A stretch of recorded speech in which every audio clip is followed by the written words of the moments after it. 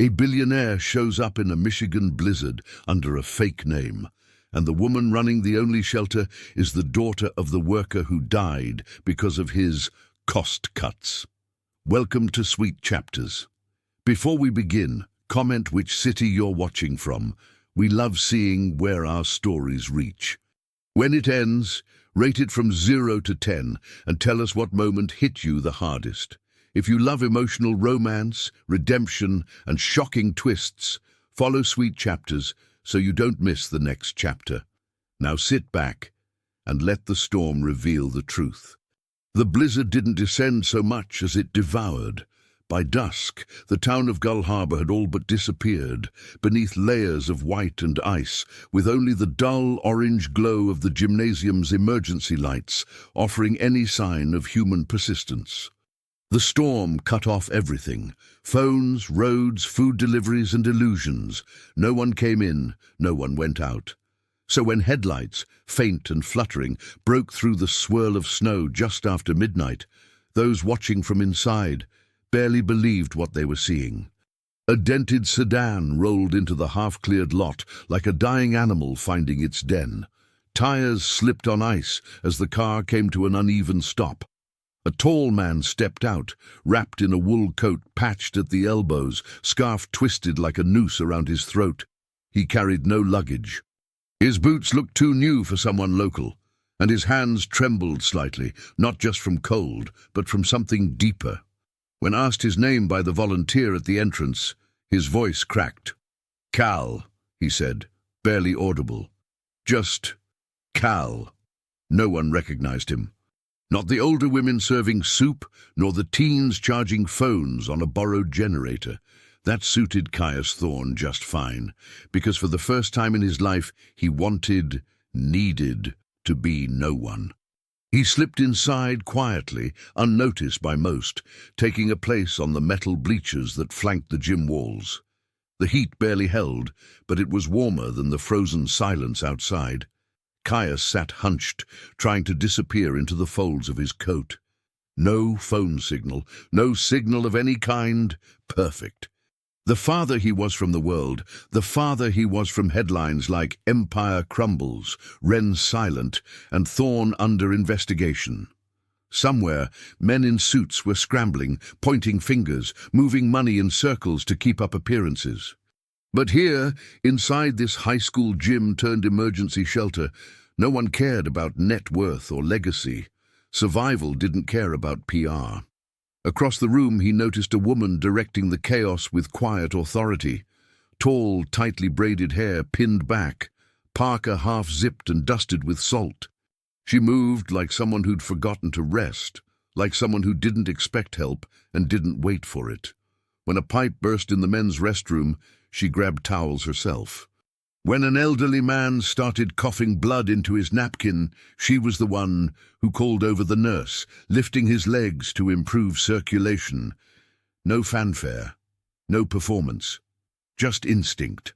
Caius watched her, and something inside him, something long dormant and shamefully unfamiliar, twitched. Later, as cots were arranged in rows and the lights dimmed to conserve the backup batteries, the woman made rounds with a clipboard in one hand and a bag of protein bars in the other. When she reached his section, their eyes met. Caius braced for recognition, but she gave him a look that wasn't awed or impressed. It was wary. "Haven't seen you before," she said, voice steady. "You pass through or break down?" Caius hesitated, just enough for her to notice. "Passing through," he replied. She narrowed her eyes but moved on. A child behind him sneezed violently, and she immediately turned to offer tissues and a blanket. Caius exhaled. He had faced down journalists, shareholders, and rival CEOs, but this woman's gaze had rattled him in a way he couldn't name. She was younger than him by nearly a decade, but there was something in her posture, in the cut of her voice, that made him feel like a child in detention. For a man who once ruled boardrooms by walking in 10 minutes late and speaking 5 words, that feeling was disorienting. But more than that, it was deserved. He didn't sleep that night. The floor beneath his borrowed cot groaned with each shift, and the whispers of others, a mother calming her baby, two friends murmuring over rationed trail mix, rose and fell like a tide. But what kept Caius awake was the weight pressing into his chest. Memory. The leaked security documents, the ignored safety warnings, the bloodless language of cost-cutting. He could still hear Wren's voice telling him, "Be practical, Caius. Dead workers don't bankrupt companies, dead brands do." He had believed that once. No, he had needed to believe it to justify everything he'd signed. But tonight, with cold seeping through his socks and guilt choking his throat, he couldn't believe it anymore. Across the gym, the woman, Arden Vale, according to a passing volunteer, sat alone at a table checking over intake forms by lantern light. Occasionally, she paused to massage her temple. Caius didn't know yet why her name felt familiar, why her presence made his stomach turn with something more volatile than fear. But he would soon. And when he did, the truth would hit harder than any headline. At dawn, he offered to help shovel snow from the entrance. The storm was still roaring, but lighter now, thinner at the edges. She looked at him for a long moment. "You know how to use a snow shovel?" she asked. He almost laughed, because no, he absolutely did not. But he nodded anyway. Arden shrugged and handed him one. "Don't block the exit paths. We need space in case we need to move stretchers fast." Her instructions came without condescension, as though she didn't care whether he was qualified, only whether he followed directions. As they worked, she didn't speak unless necessary. A few times her gloved hand pointed to ice forming near the ramp, and he moved toward it without question. His back ached quickly. His breath steamed out in harsh puffs. But for once, pain felt like payment. Meager, maybe, but real. And when one of the younger volunteers walked past and offered him a nod of respect, Caius didn't know what to do with it. It wasn't the first time he'd been acknowledged, but it was the first time in years it hadn't been attached to fear or ambition. By the time the gym doors shut again behind him and the chill receded from his bones, Caius felt something inside him shift. Not redemption. He didn't deserve that. Not yet. But gravity. He was here not just to hide, but to reckon. The woman who ran this place, who never raised her voice yet commanded every corner, was a force unto herself. And though he didn't know her story, he sensed that somehow she had survived worse than winter.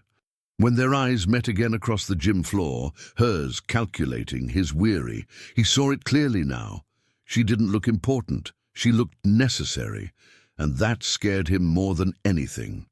Because for all the years he had believed in systems, in structures, in hierarchies and power, now, in the storm that had erased all of it, he was left with one raw truth.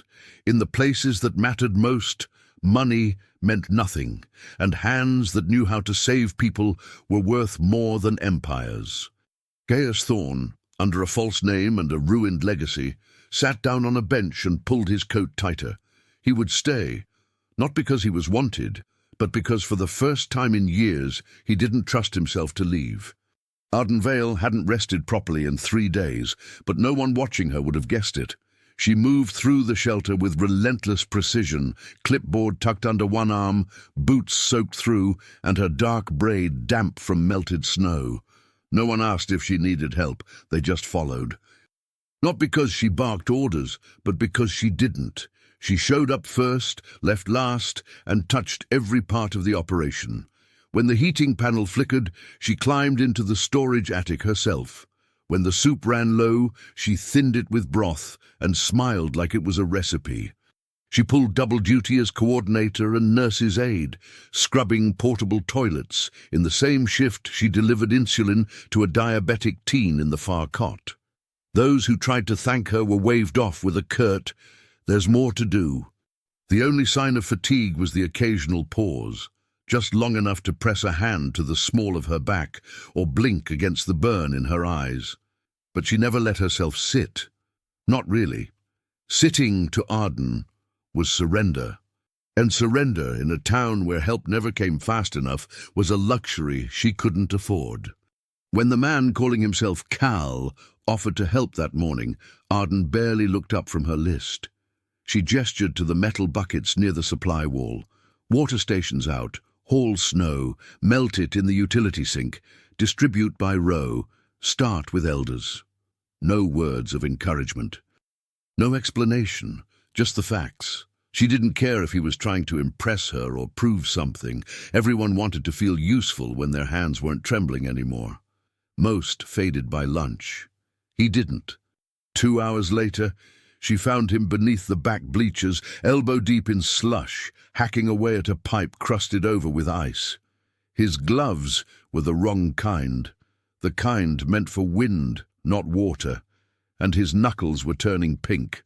"You'll lose a finger if you don't rotate," she warned flatly. He looked up, blinking as if emerging from deep water. Noted, that was all. No joke, no explanation, just a voice that carried more exhaustion than protest. Arden gave a short nod. She still didn't thank him.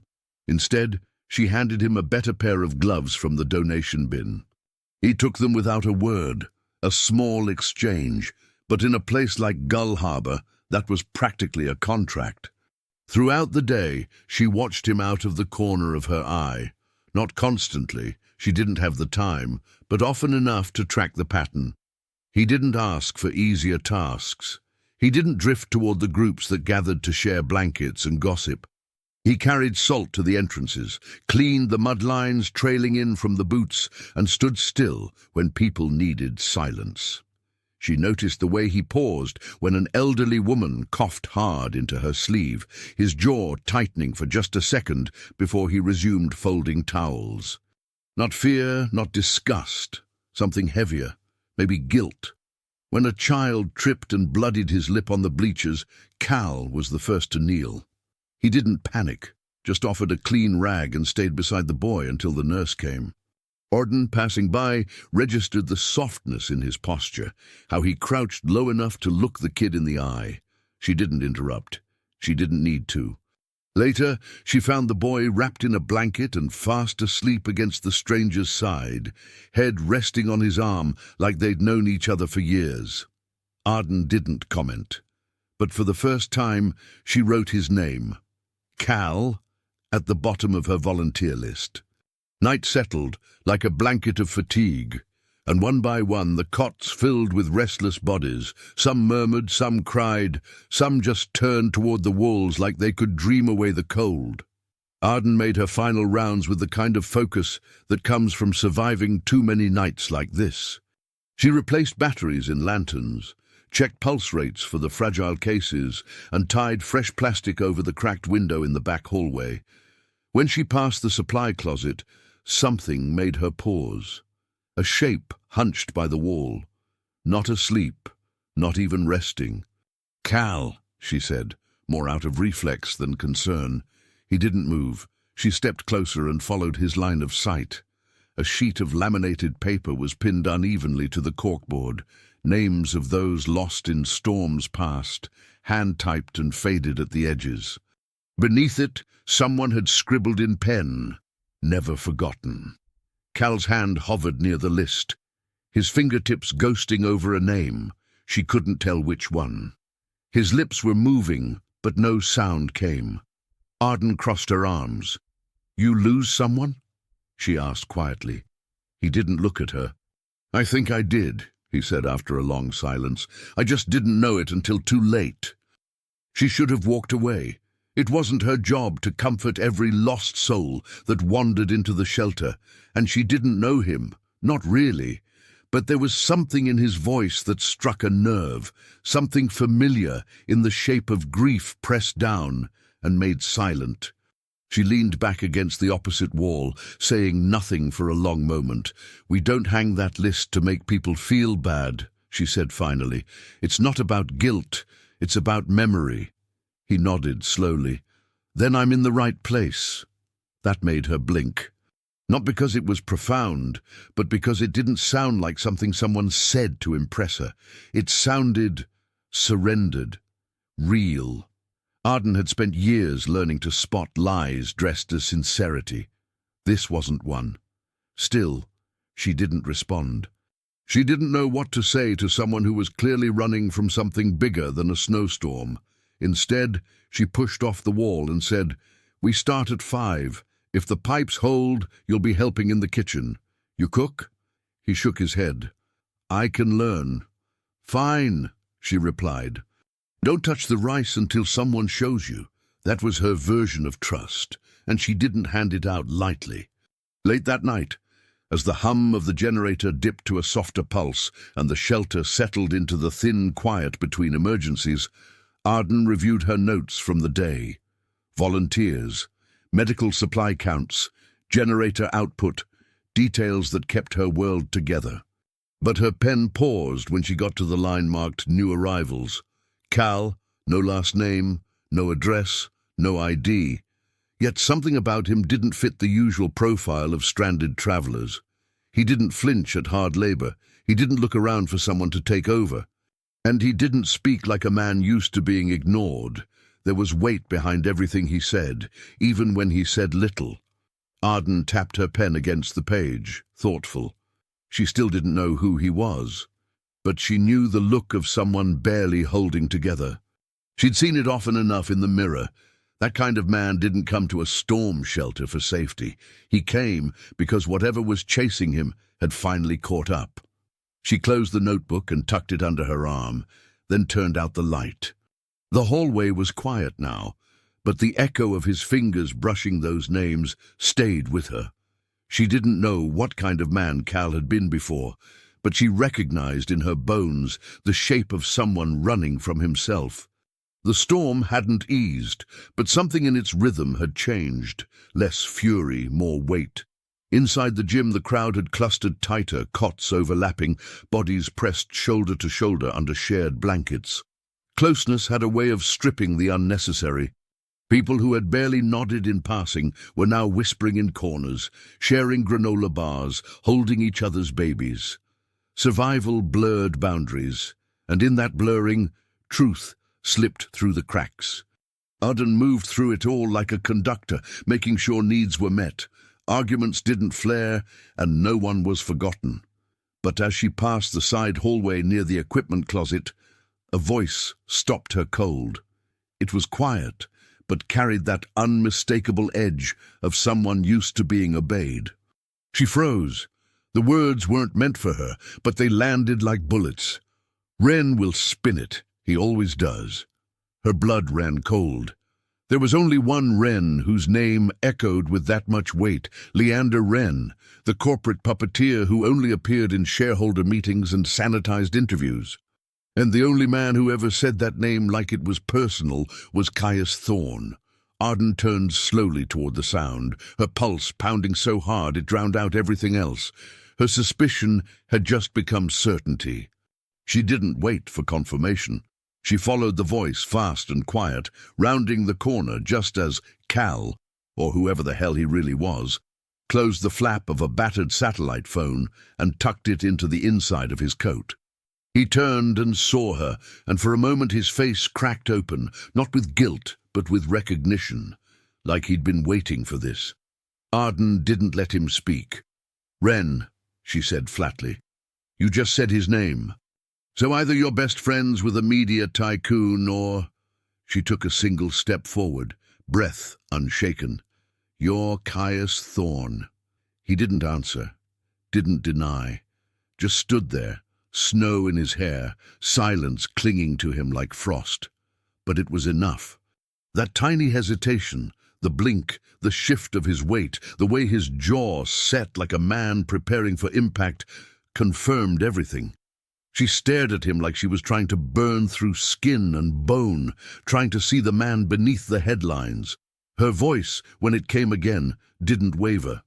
"You're him!" Her throat felt tight, but she forced the words out. "You're the one who called my father's death a regrettable outcome." The way she said it wasn't just accusation. It was mourning sharpened into a blade. He didn't flinch at the venom in her voice. Maybe he expected worse. Slowly, he nodded once. "I didn't know he was your father," he said. "Not then." She laughed, a bitter, airless sound. "That's supposed to make it better?" she snapped. "You didn't know his name, so you don't have to carry what you did." He opened his mouth, then closed it again. His eyes dropped for the first time, not out of shame, but as if trying to remember something from long ago. "Gerald Vale," he said finally. Quiet, careful, like he was reciting a prayer he wasn't worthy of. He worked maintenance, reported a wiring issue twice before the incident. He stayed during the blackout to oversee the manual shutdown when the generators failed. The fire started on level 3. Arden went still. Her breath caught, and for one awful second the ground beneath her seemed to tilt. "You remember all that," she whispered, "but you still let them say it was his fault, that he shouldn't have been in the building." His reply came low, brittle. "I let them. I didn't fight hard enough. I wanted it to go away. And there it was, the truth, bare and pitiful, not evil, not monstrous, just cowardice wrapped in a suit." Arden's hands curled into fists. "My dad didn't get a funeral with speeches," she said, stepping closer now. "Just a 2-line memo and a donation to a bereavement fund that didn't even cover our rent. I scrubbed your name off the mailbox myself. I was 17. Her voice cracked, and she hated herself for it. She didn't want him to see that, but the words kept coming because they had nowhere else to go. "You never even came. Not to the memorial, not to the hearings. You sent lawyers." Caius didn't argue. He looked at her the way a man looks at the fire he started, knowing it's too late to put it out. "I wasn't brave enough," he said. "I told myself the system would handle it, that the payout, the press release, it was enough." His voice trembled. "It wasn't." Arden's chest heaved. There was so much more she wanted to say, scream even, but instead she asked, "Why are you here?" He hesitated, then said simply, "Because I don't know who I am if I don't try to make it right." She stared at him, hard. "And you think shoveling snow and washing floors redeems you?" "No," he said, "but it's a place to start." For a long moment neither of them moved. The storm had dulled around them, but inside Arden's chest it was a hurricane. She hated how much he remembered, hated that his voice sounded honest. Hated more than anything that a small part of her, the part still 17 and fatherless, wanted to believe him. But belief wasn't a gift. It was a debt, and he hadn't earned it. Still, she didn't scream, didn't slap him. She just stepped back and nodded toward the door. "Get inside. We've got mouths to feed." Her tone wasn't kind, it was command. He obeyed without argument. But as he moved past her, Arden caught the faint shimmer in his eyes, and when he whispered, "I'm sorry," she didn't answer. Couldn't. Not yet. Her fingers brushed the laminated list of names pinned to the wall just outside the gym doors. Her father's name was still there, black ink, slightly smudged, like ash carried by wind. And behind her, the man who once called his death a statistic now walked, with shoulders slumped, like the weight of that name was finally starting to settle where it belonged. Caius didn't ask for forgiveness. Arden didn't offer it, but something had shifted between them, something real. She hadn't seen him as a person before this, just a shadow cast by a headline, a voice behind a verdict. Now, as she followed him back into the shelter, she saw something worse, and maybe, in a strange way, better. She saw a man broken not by consequence, but by his own belated conscience. And that was dangerous, because that kind of man might actually try to fix what he broke, might even believe he can. She didn't know yet if that made him worth her time or her anger, but she knew this. Hearing her father's name on his lips, spoken like something sacred, had rattled something deep inside her, and she hated that it didn't feel like justice. It felt like loss all over again. As she stepped through the gym doors and into the makeshift warmth of the shelter, she didn't look back, because she already knew, if she did, and saw guilt written across his face again, she might say something she couldn't take back. Like, he wasn't just a name, or worse, I want to believe you. And that, more than anything, would feel like betrayal. Arden didn't throw him out. That in itself was a decision heavier than it looked. She had every reason to, and no one would have blamed her. If anything, the town might have cheered. But Gull Harbor was buried under feet of snow and raw necessity. People were cold, hungry, scared, and short on options, and she couldn't afford to make a decision based on feelings when others' lives depended on function. So she didn't forgive him. But she didn't expel him either. She simply laid out the terms like they were bricks and mortar. You stay under my rules, she told him, voice stripped bare of anything soft. No speeches, no dramatic gestures, no slipping bills to the donation jar like that'll erase what you did. If you want to be here, you work, like everyone else. And if you want to be heard, then you do something you've probably never done. You take responsibility without trying to buy the outcome. Caius said nothing for several seconds. Then he nodded once. Not as a man agreeing to terms, but as one accepting a sentence. Arden didn't offer a smile, not even a cold one. She just turned and left him standing there like someone who'd been uninvited from the only warmth he'd known. The next several hours passed without any meaningful words between them. Arden didn't assign him anything herself. She let her second-in-command, Rita, do that, and kept her eyes elsewhere. But she was aware of him in that second sense people have when they don't trust someone yet, but know they need to coexist with them. He did as instructed.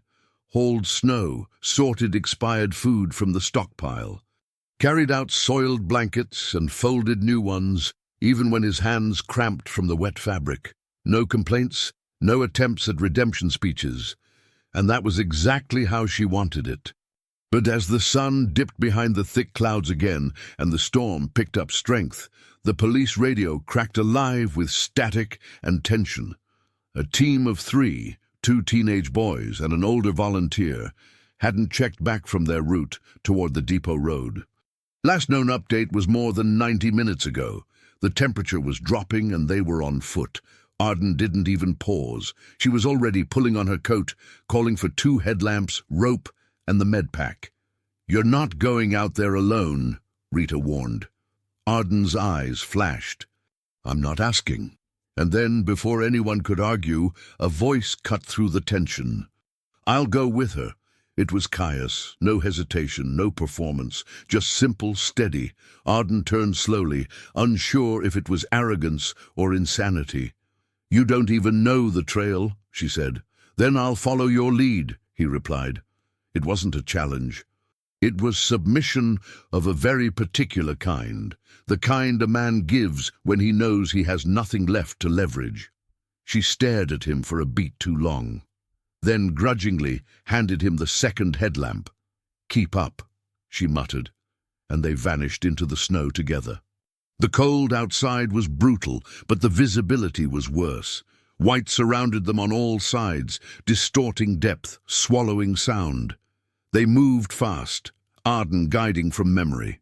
Caius didn't speak.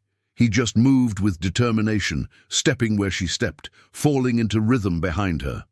After 30 minutes, they found a dropped scarf caught on a wire fence post, a sign. Arden picked up her pace. Her pulse quickened, not from the cold, but from dread. If the boys had veered off the trail, if they had collapsed in this wind, they wouldn't last long. She gritted her teeth and kept moving, but a small voice inside her whispered the truth she didn't want to hear. They might already be too late. Then it happened. One moment she was charging forward, the next the ground betrayed her. A hidden drift gave way beneath her boots and swallowed her waist-deep in freezing powder. She didn't even have time to cry out, only a gasp as snow poured over her legs and hips like cement. Her arms scrambled for purchase, but the ice was slick and collapsing in on itself. "Shit!" she cursed, hands clawing at the edge. And then he was there. Caius dropped to his knees without thinking, one hand grabbing her arm, the other digging into the edge of the drift to anchor himself. "Don't move," he said, breath ragged. "You'll sink further." She glared up at him. "Oh, brilliant deduction." "You're welcome," he grunted, then braced his legs, heaving upward. She wasn't light, not in soaked gear, not half frozen, but he didn't stop. With a sound that ripped from his throat like gravel, he pulled. Her boots scraped against his thigh, her elbow slammed into his collarbone, but inch by inch she emerged until she collapsed against him in a tangle of limbs and snow and shared breath. For a second, neither of them moved. The world had narrowed to just body heat and the thunder of blood in their ears. It was instinct, not choice, that made her rest her head against his shoulder. Her breath landed hot against his neck, his heart racing under her ear. She felt it, not just the beat, but the vulnerability behind it. No armor, no distance, just raw, terrified humanity. And for one dangerous heartbeat, her body betrayed her. It remembered what it meant to be held, not protected, not claimed, but held, without expectation, without strings. It was a sensation she hadn't allowed herself in years, not since her father died, not since trust became a liability. The realization hit her like the cold all over again. She shoved herself away, furious with herself. "Don't read into that," she snapped. "I didn't ask you to play the hero." Caius, to his credit, didn't answer. He just nodded, brushing snow from his collar, eyes downcast. But there was something in his expression, something she hated, not pride, not triumph, grief. Like being allowed to hold her, even for survival, was a gift he didn't deserve and couldn't give back. Arden rose to her feet with a hiss, readjusting her coat. "We keep moving," she said. Her tone was back to steel, but her heartbeat hadn't slowed, not even close. They found the missing trio huddled in an abandoned storage unit near the depot road, teeth chattering, barely conscious. Arden went into triage mode, barking instructions, checking vitals, wrapping coats around shoulders. Caius followed her orders to the letter, lighting flares, rubbing the frostbite from the boy's fingers, carrying one of them on his back for the return hike. They didn't talk about the drift, or the fact that her hands trembled slightly as she worked. The walk back felt longer, heavier, as if the cold itself had gained weight. But somewhere in the silence between them, something had shifted. A rope pulled taut, a wire reconnected. Not trust, not even forgiveness, but presence. And when they finally returned to the gym, steam rising from their clothes, exhausted bodies in tow, Arden didn't look at him when she spoke. "You'll help in the med tent tomorrow. You've earned that much." Then she walked away without waiting for his response. And Caius, standing in the middle of the entryway, soaking wet and breathless, didn't smile, didn't celebrate. He just nodded, like a man who understood exactly how much mercy cost and how sharp it could feel when it was handed to you like a blade. The generator gave out just after nightfall. 1 minute the gym buzzed with the hum of forced air and battery-powered lights, and the next it all fell silent, like a breath had been held too long and finally let go. The temperature didn't drop immediately, but panic always outran physics.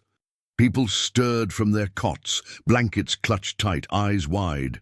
Arden's hand went instinctively to the radio, but even that was dead. Frozen or fried, she couldn't tell. Rita's voice trembled behind her.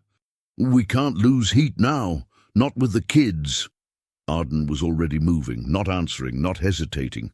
She grabbed her coat from the rack and yanked on the zipper with stiff fingers. She didn't explain where she was going. She didn't have to. Only one place held the thing she'd avoided for years, but never quite let go of. Her mother's house at the edge of town was still standing, barely, and its basement still held the trunk. Arden had sworn never to open it again, but desperation had a way of rewriting vows. As she stepped out into the wind, she heard boots behind her. She turned, half expecting to argue, but it was him, Caius.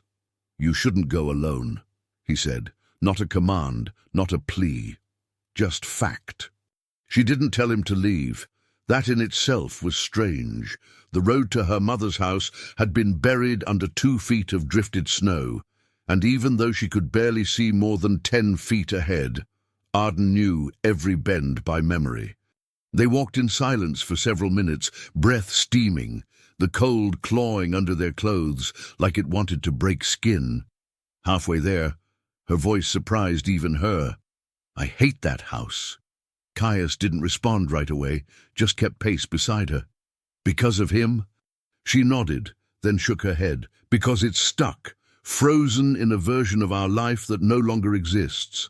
My mother refuses to change a thing, still keeps his coat on the hook by the door like he's coming back from the night shift." Caius exhaled through his nose. Not a laugh, not sympathy, just something that acknowledged the shape of that particular pain. When they reached the porch, she didn't knock, just slipped the key from under the mat and entered like someone breaking into her own memory. The air inside was still and stale, but warmer than outside. Caius followed without a word. He didn't look around, didn't comment, and that silence, intentional, reverent, earned him something rare. Her trust, if only for a moment. The basement steps creaked under their weight, and with each one, Arden felt the years collapsing on her shoulders. She hadn't been down here since the funeral, since the town officials handed over the last box of her father's things like it was scrap, not legacy.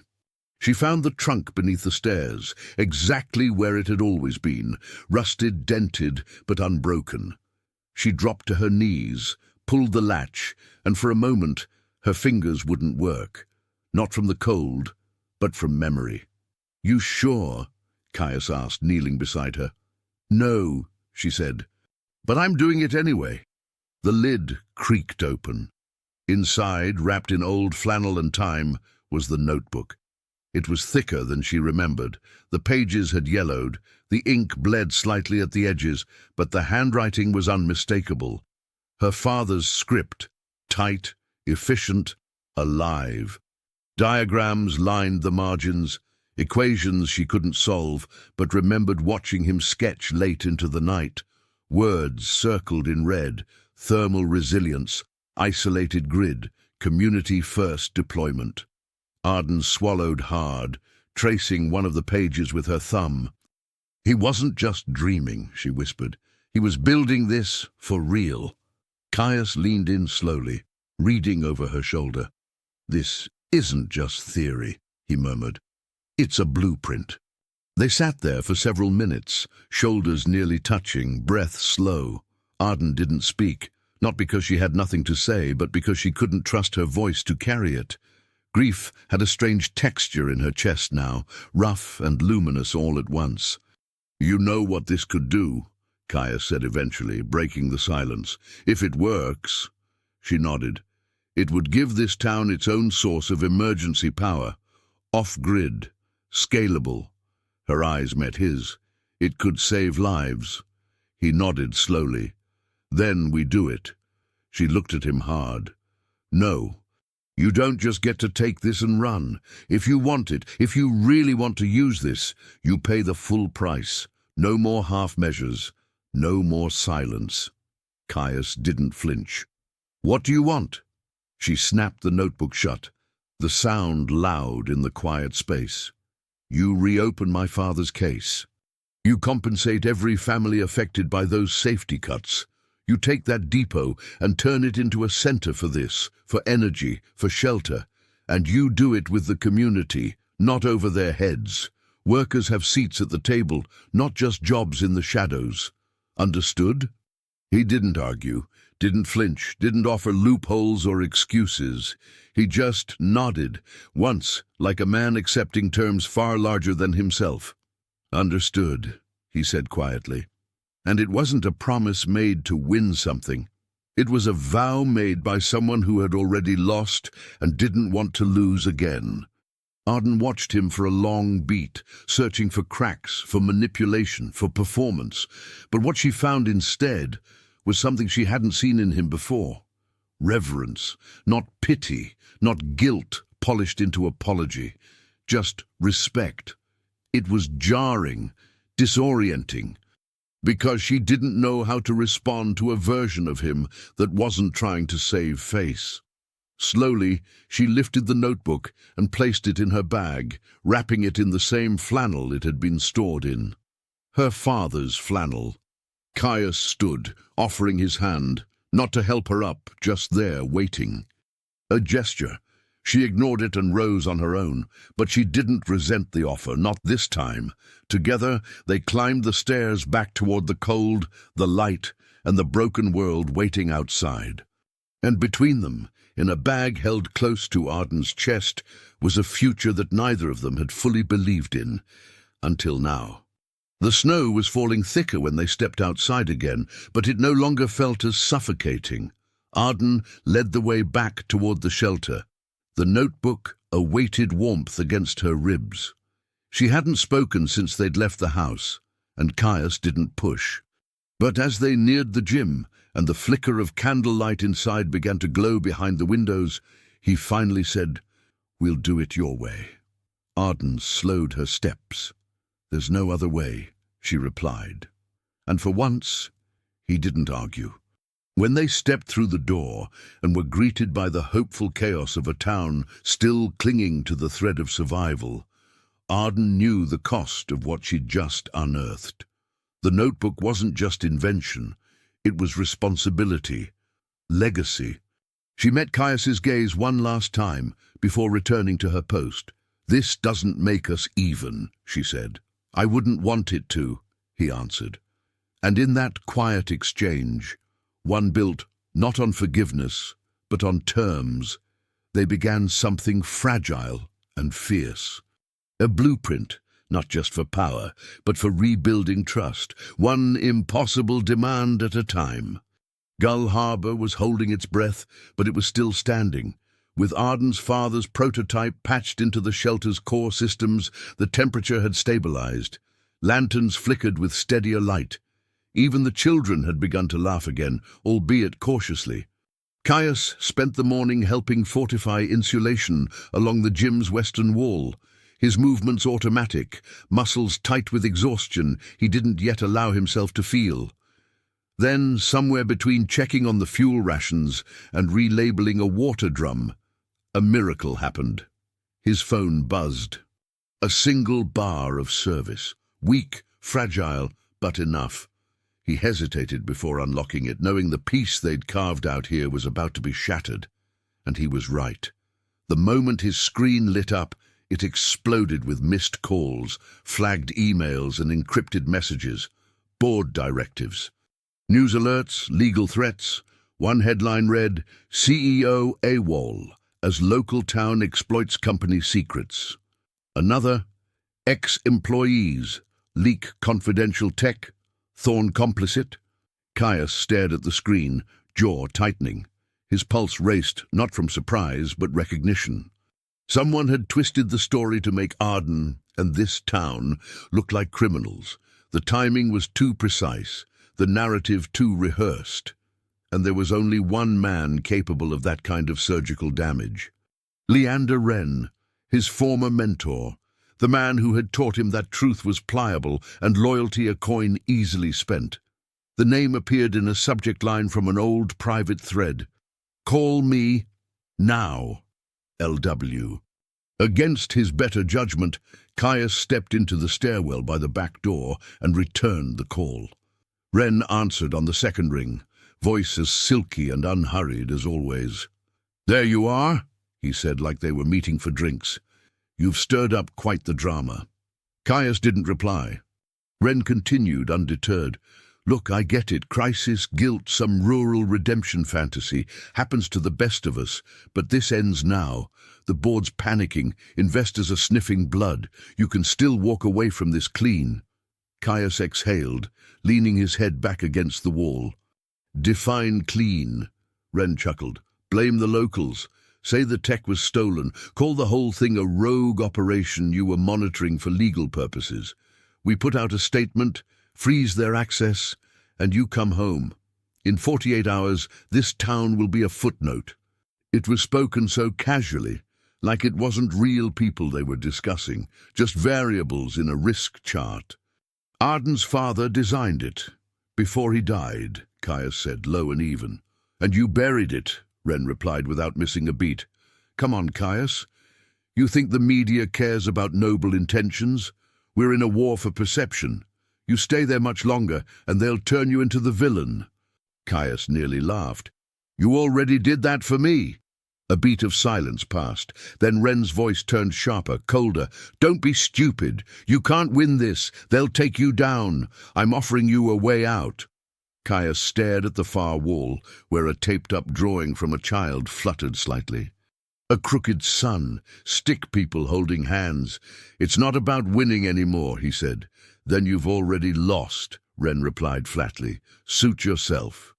The call ended with a click, but the echo of Ren's voice lingered like smoke Caius couldn't cough out. He stood there for another full minute, motionless, trying to breathe through the weight pressing down on his chest. He had always known Ren was ruthless, but hearing him speak so openly about sacrificing a town to preserve a stock price made something final inside Caius crack. There was no middle anymore, no safe route, only choice. And then, just as he turned to re-enter the gym, his eyes caught Arden across the room. She was sitting cross-legged on the floor, gently wiping the face of a toddler too young to understand the cold or the fear. She was humming something, off-key and absent-minded, a tune he couldn't place, but that clearly came from somewhere deeper than memory. Her hands were steady, her attention full. She wasn't trying to look like a hero. She just was. And in that moment, Caius felt something rise up in him that he didn't have a name for, a kind of quiet fury, not at her, not at Ren, but at the version of himself that had once thought power was the only thing that mattered. She looked up, catching him staring. Her eyes narrowed slightly, not in confusion, but in warning, a silent message, don't you dare. It wasn't said out of fear that he'd betray her, but certainty that he could, and that if he did, she would never look at him again without hatred.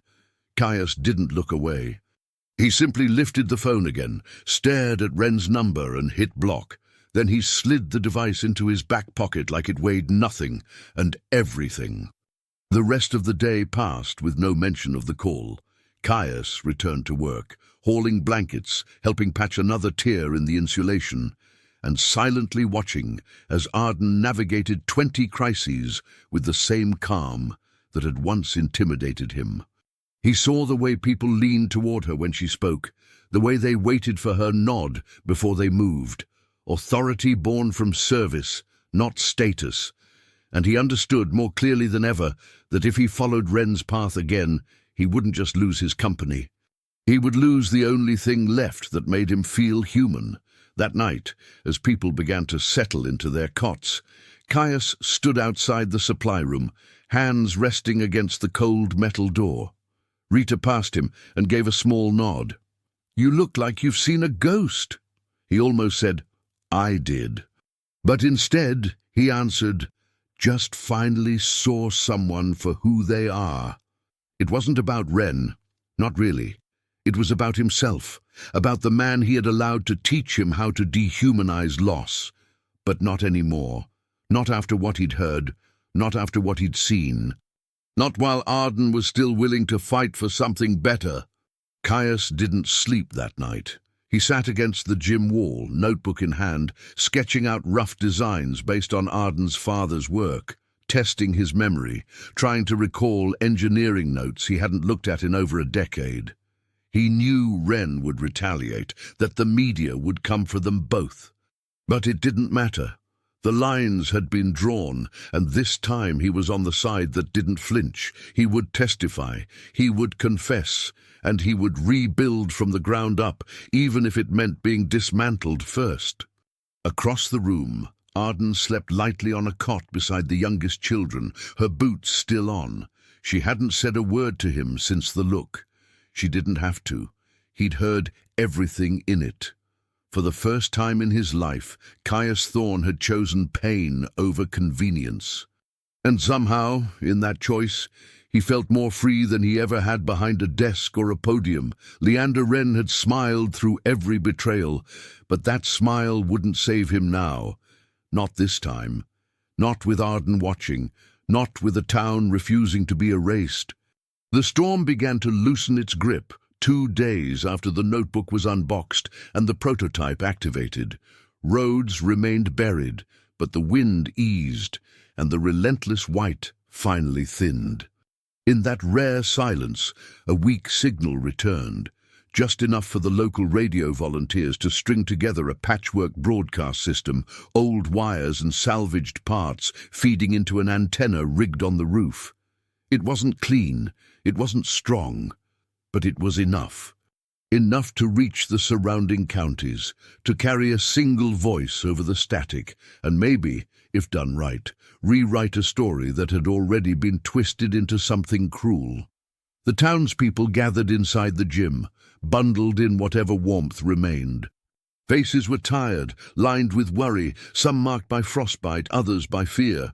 But their eyes were sharp, every pair turned toward the makeshift stage near the supply tables. Caius stood just off to the side, breathing shallowly, turning something over in his hands, a folded piece of paper with scribbled notes he would never end up using. Arden stood at the back of the room, arms crossed, her expression unreadable, but her eyes told him everything. Do what you promised. No theatrics, no deflection, just the truth.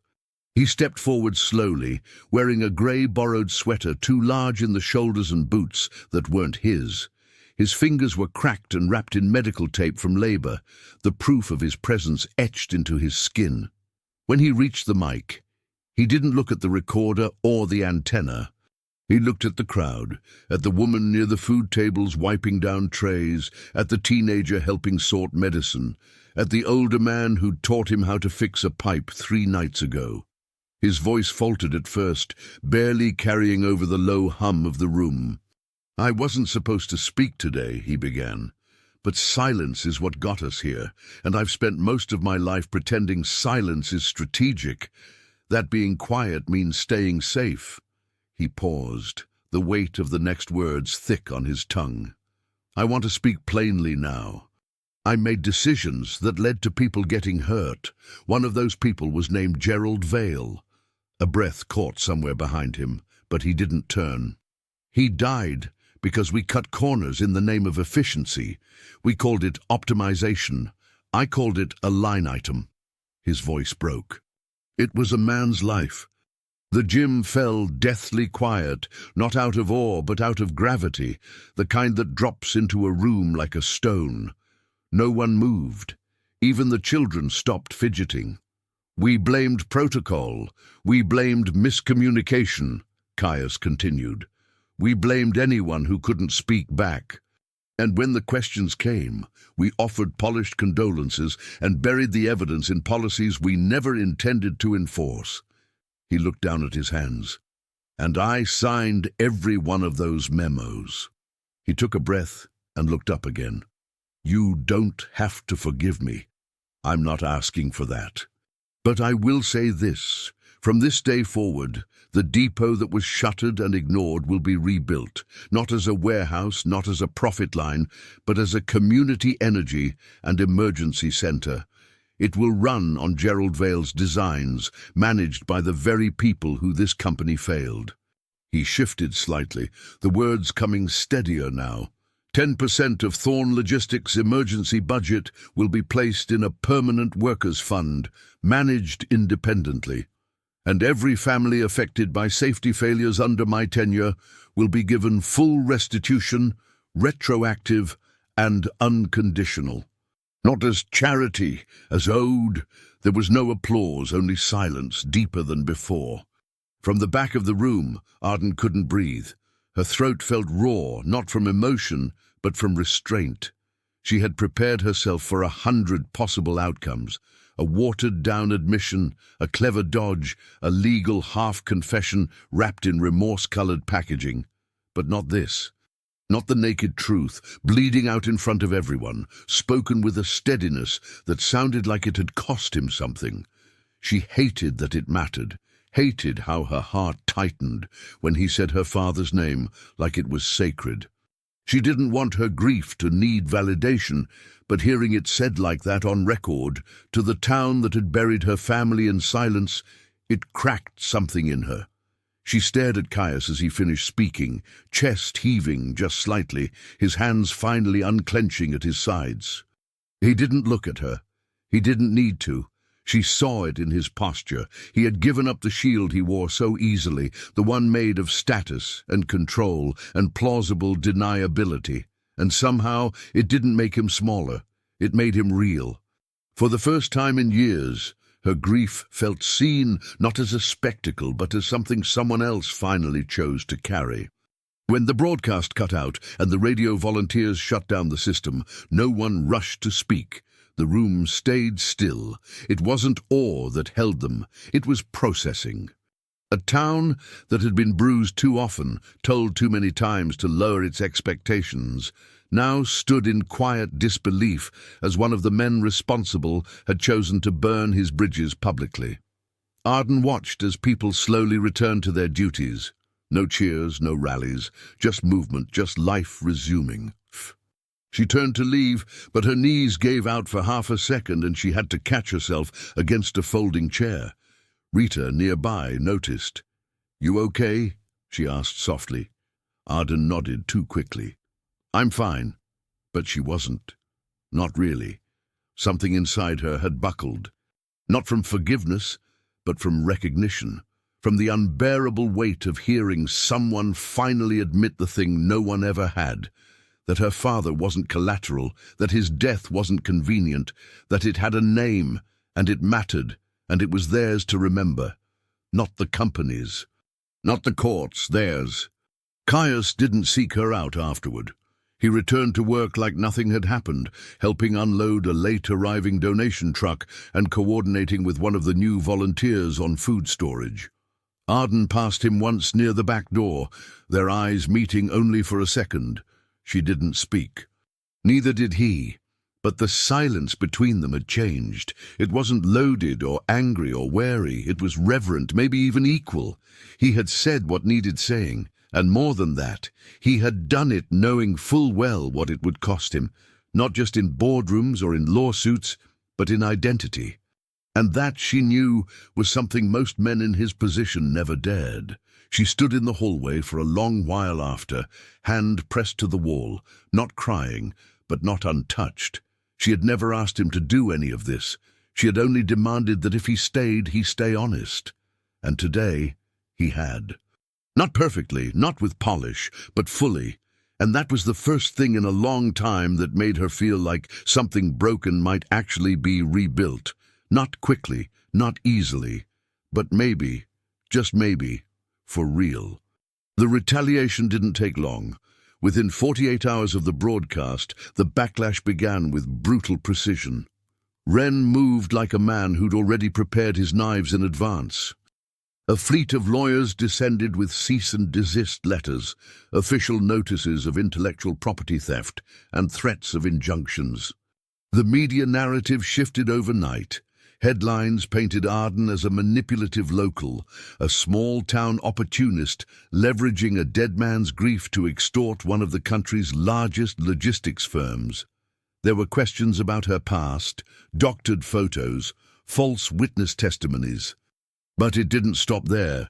Someone broke into her mother's house. The lock was picked clean, the basement ransacked. It would have gone unnoticed if Caius hadn't been outside, standing watch under the pretense of a midnight walk. In truth, he hadn't slept since the confession. Not out of fear, but responsibility. He saw the figure, dark, fast, silent, slipping from the back door and vanishing into the snow. He didn't catch them, but he didn't need to. The message was clear. This wasn't just about optics anymore. It was personal. They weren't after the story. They were after the notebook. Arden arrived minutes later, breathless and furious. They went for her, she said, not needing to explain who. She was asleep upstairs. If she'd come down... She didn't finish the sentence. Caius didn't offer platitudes. He only nodded, eyes dark with the kind of anger that wasn't loud, but surgical. Then we give them what they want, he said. Arden arched an eyebrow. You want to hand it over? Not the real one, he replied. A version of it. The trap took 2 days to build. Caius worked alongside Arden, reconstructing a counterfeit version of the prototype, blueprints that looked genuine but included subtle, critical flaws, voltage overloads, incorrect thermal coefficients, and one timing delay that would guarantee the entire system would collapse under test conditions. Arden was the one who suggested where to plant it, a folder on an encrypted thumb drive, just secure enough to feel real, just sloppy enough to be found. They'll think we're careless, she said. They'll assume they're smarter than us. Let's make sure that costs them, Caius answered without smiling. The bait didn't take long to vanish. They left the drive in the gym office's locked cabinet, and 2 days later it was gone. No one spoke of it. No alarms were raised. Instead, Arden returned to sorting supplies, and Caius met with volunteers to troubleshoot fuel delivery routes. But behind the curtain, they waited.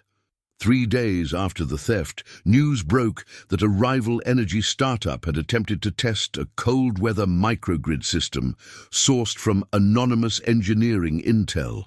The test, conducted in a specialized lab in Ohio, failed catastrophically. An overload triggered a controlled shutdown, but not before damage was done. Experts questioned the design. Engineers from Thorn Logistics quietly sent in comparisons. It wasn't long before the source of the leak was traced, but that wasn't the moment that cracked Wren. That came during a live news segment when a host read aloud a document just released by an anonymous whistleblower. A string of financial transfers linking Wren to blackmail payouts, hush money accounts, and internal data leaks designed to discredit Arden and undermine Caius. On air, Wren didn't deny it. He smirked and said, "This isn't unusual in business." And in that moment, the shield he'd hidden behind cracked. Back in Gull Harbor, the news arrived not with celebration, but stillness. Arden listened to the report with her arms folded, her face unreadable. "He won't go down alone," she murmured. "He never does." Caius stood nearby, his face pale despite the firelight. "He's going to drag me into it," he said. "Drag all of it, every lie, every cut, every deal I signed without reading past the first page." Arden turned slowly, meeting his eyes. "Then let him," she said. "Let it all come out. If you're going to burn, at least let the truth burn with you." He didn't answer right away. Instead, he walked toward the far wall of the gym, away from the others, shoulders tight and posture hunched, like a man already bracing for the blow. She watched him go, then followed, quiet, deliberate. She found him alone on the bleachers, elbows on his knees, hands shaking not from cold, but fear. His lips were parted slightly, like he was trying to breathe through something he hadn't named out loud yet. She didn't speak, didn't sit too close. Just enough for her presence to be felt, solid and quiet beside him. She knew that kind of silence, the one that said, "I'm not okay and I don't know how to be." He ran a hand through his hair, fingers tangling in the knots from too many nights of unrest. "He made me," Caius whispered. "Everything I was, every decision I made, it was shaped by him. Even the cruelty." Arden didn't flinch. She kept her eyes forward, watching a child across the gym line, trying to tie his shoe with one hand. "No one's born like that," she said, "but we all choose how long we stay that way." Caius let out a bitter sound, half laugh, half sob. "And if I don't know who I am without him?" She turned then, slowly. "Then you find out, piece by piece. Start with this. You didn't walk away when it got hard. You stayed. You're still here." He swallowed hard, eyes stinging.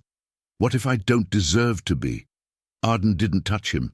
She just leaned in enough that their shoulders brushed. "None of us do, that's not the point." Her voice dropped into something barely audible.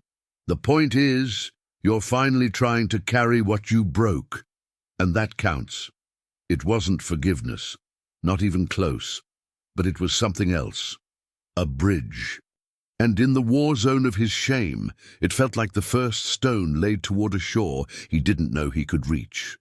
They sat like that for a long time, two people shaped by very different kinds of loss, bound now by the ruin of one man's empire and the effort to make something better out of its ashes.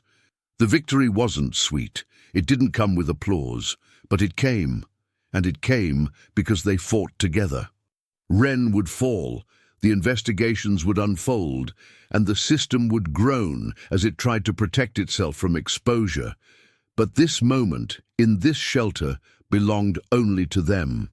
Caius didn't speak again, and Arden didn't push him. Her nearness said everything. You don't have to carry this alone anymore.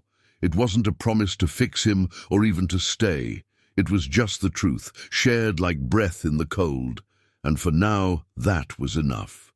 The first convoy rolled in before dawn, massive military trucks followed by supply vehicles, camera crews, and government officials bundled in press jackets.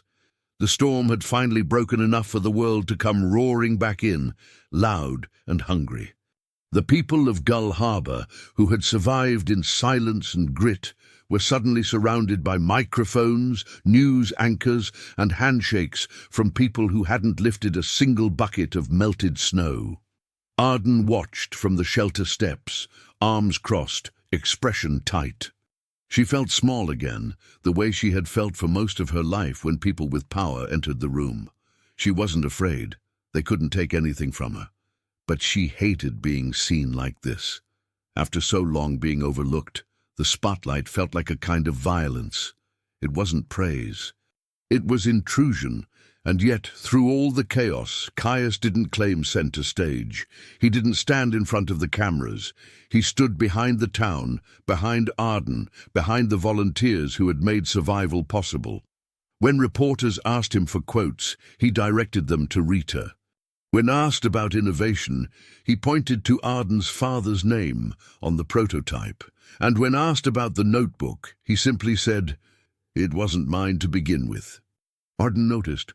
Not just the absence of ego, but the active effort to stay invisible in a moment he could have exploited. He had the name. He had the redemption arc. Any PR consultant would have told him to lean into it, to rebrand himself as the CEO who found his soul in a snowstorm. But he didn't. Instead, he stood off to the side, his hands tucked into the sleeves of a sweater someone else had loaned him, head down, waiting for the attention to move elsewhere. And later that afternoon, when the reporters were still setting up for another segment and the gym was momentarily quiet, Arden walked into the small office where the notebook was stored and found something she hadn't expected. Tucked between the last page and the back cover, folded twice with precise corners, was a note. Caius's handwriting, sharp, almost architectural. Just one sentence. "I won't ask you to forgive me. I'll ask you to let me spend my life earning the right to be better." She didn't cry, not at that. But she folded the note with care and slipped it into the pocket of her coat like it was something living, fragile, stubborn, and unfinished. The hours blurred after that. Supplies were unloaded, children were moved to warmer spaces, crews began restoring the grid. People who had huddled under wool blankets 3 days ago now gave interviews about resilience, community, and innovation. Arden played her part, answered questions when needed, showed the prototype when asked, but she kept the note close. Its presence in her coat was like a heartbeat she didn't know she'd needed to feel. Still, the weight of everything, loss, exposure, exhaustion, pressed down on her like wet snow. That night, after the cameras were packed away and the town finally began to exhale, she walked outside to clear her head. The cold bit through her sleeves, but she didn't care. She sat on the back steps of the shelter, elbows on her knees, hands limp. Grief had resurfaced, not with a scream, but with a quiet wave that threatened to swallow her whole. She wasn't crying, not visibly, but something inside her had cracked open again. The truth, the attention, the promises, it had all been too much, too fast. She didn't know how to hold it. She heard the crunch of boots behind her, but didn't turn. She knew it was him. Caius sat beside her, not speaking, not touching, just there, present. That alone meant something. For a long moment they stayed like that. Two people who had survived a kind of war neither of them had names for. Arden stared down at her hands, nails chipped, skin raw. "I thought I'd feel something," she said quietly. "Closure, pride, peace." She shook her head. "But all I feel is tired." Caius nodded once. "That means you're human." She laughed, short and bitter. "That's not as comforting as you think." He didn't try to argue. Instead, slowly, he reached for her hand, but stopped just before contact. His fingers hovered, waiting. Not an assumption, an offering. Arden stared at the space between their skin. The old her would have pulled away, not because she didn't want it, but because it had always come with a price. But this wasn't a transaction. It wasn't seduction. It was vulnerability, shared without a script.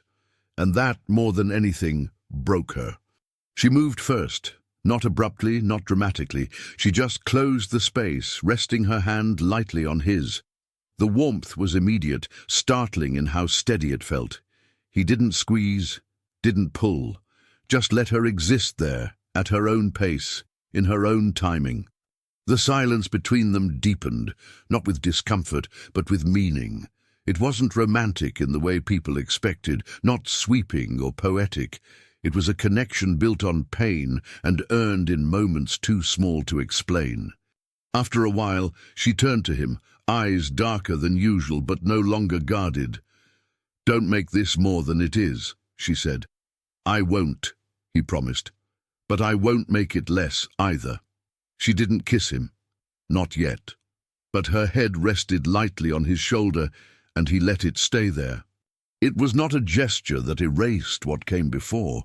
It didn't rewrite the pain or the damage, but it said something else entirely, that maybe two people could hold the truth between them and still choose each other anyway. When the moment finally ended and they stood to return inside, the note still pressed in her coat like a second heartbeat, Arden didn't look back. Not because she was afraid to, but because she didn't have to. Something had shifted, not resolved, not healed, but shifted, and that was enough. For tonight, at least. She didn't speak again, but when she glanced at Caius as they reached the gym doors, he didn't need her words to understand. What passed between them was quiet, but it was not small. It was the kind of touch that didn't try to fix the past, only honor it, and then gently move forward. Spring came late to Michigan that year, as if the earth, still cautious from the blizzard's wrath, needed time to remember what warmth felt like. The snow melted in uneven patches, stubborn ice clinging to gutters, while wildflowers crept through thawed soil, as if testing whether it was safe to bloom. In the heart of Gull Harbor, something else had begun to thaw, something less visible, but far more lasting. The old depot, once a graveyard of ambition and neglect, now stood proud. Its walls had been reinforced and retrofitted with the very system Arden's father had once scribbled out in the quiet solitude of their basement. Solar tiles edged the roofline. Battery banks hummed quietly behind steel-reinforced doors, and inside, the place felt nothing like a warehouse. It felt alive, it felt ready. And on the front, freshly bolted into stone, a new sign gleamed under the fragile spring sun. Vale Thorn Community Energy and Emergency Center. The name caught in Arden's throat every time she looked at it. Seeing her father's name beside Caius's felt like opening an old wound and finding not rot, but healing. The town gathered on opening day, not in formal wear, not with ceremony, but with sleeves rolled up, kids in mismatched shoes, and eyes that had seen too much winter to take anything for granted. Arden stood just outside the main doors, watching neighbors file in with quiet awe. Her mother stood beside her, one hand on Arden's shoulder, the other clutching a framed photo of Arden's father, smiling in a workshop, grease on his hands, hope in his eyes. Caius wasn't at the center of the crowd.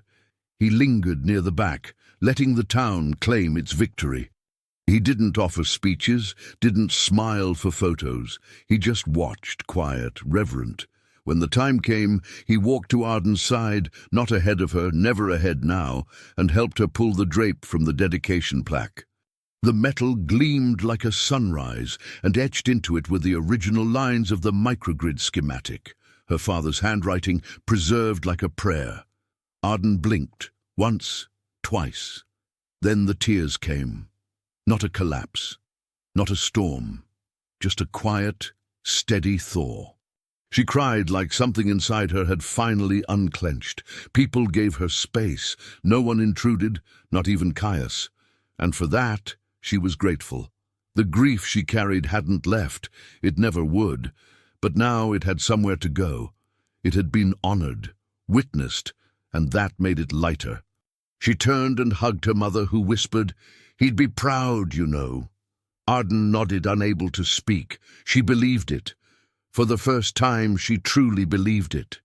And as she stepped back to look at the building again, she realized it didn't just belong to her father. It belonged to everyone who had been overlooked, silenced, or dismissed. It was a declaration. That lives mattered. That community mattered.